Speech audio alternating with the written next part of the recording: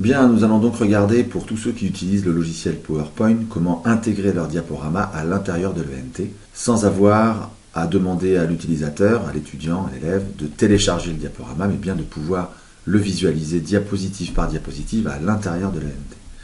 Alors pour cela, la première étape est de placer votre diaporama PowerPoint sur votre espace OneDrive. Donc l'espace OneDrive, je rappelle, c'est un espace qui est gratuit. Il suffit de s'y inscrire, c'est évidemment un espace Microsoft. Ça ressemble à un Drive ou un Dropbox, sauf que c'est estampillé Microsoft. Et si vous placez votre diaporama à l'intérieur de votre OneDrive, vous allez pouvoir obtenir un code d'intégration que vous n'aurez plus qu'à rajouter à l'intérieur de l'ENT. C'est parti, je vais donc commencer par ici charger mon diaporama. Donc, je vais le chercher sur mon ordinateur et je le charge. Donc j'ai ici la progression de mon téléchargement. Voilà qui est fait, le téléchargement est terminé et mon fichier va apparaître dans mon OneDrive ou alors dans les différents dossiers que j'aurais pu créer. À vous de vous organiser à l'intérieur de votre OneDrive. Une fois que j'ai mon diaporama d'intégrer, un clic droit dessus me permet d'obtenir ici incorporer. En cliquant dessus, on va me proposer ici de générer un code HTML. Je génère donc ce code et ensuite j'ai un aperçu de mon diaporama tel qu'il sera quand il s'intégrera et j'ai ici la possibilité avec un clic droit de copier ce code puis de retourner dans Instarning pour le coller.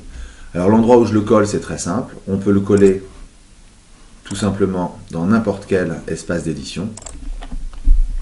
Donc de la même manière, si vous avez regardé les vidéos sur l'intégration justement de vidéos YouTube, je vais ici activer les sources et à l'intérieur des sources, coller, puis désactiver les sources et si je veux centrer mon fameux diaporama intégré, je peux le centrer.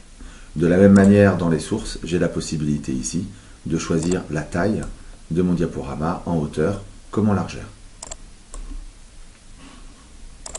Une fois terminé, j'enregistre. Et donc, voici à quoi va ressembler mon diaporama dans l'ENT. Ici, ça nécessite tout de même un téléchargement du diaporama, donc attention, si jamais vous aviez un diaporama de plusieurs dizaines de mégaoctets, si tous vos élèves en salle info l'ouvrent en même temps, vous allez complètement saturer, évidemment, la bande passante de votre établissement.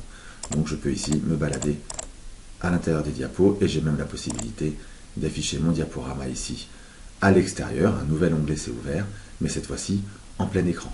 J'ai bien ici un nouvel onglet d'ouvert. Dernière chose, il peut être utile parfois que le diaporama soit directement dans le tableau de bord.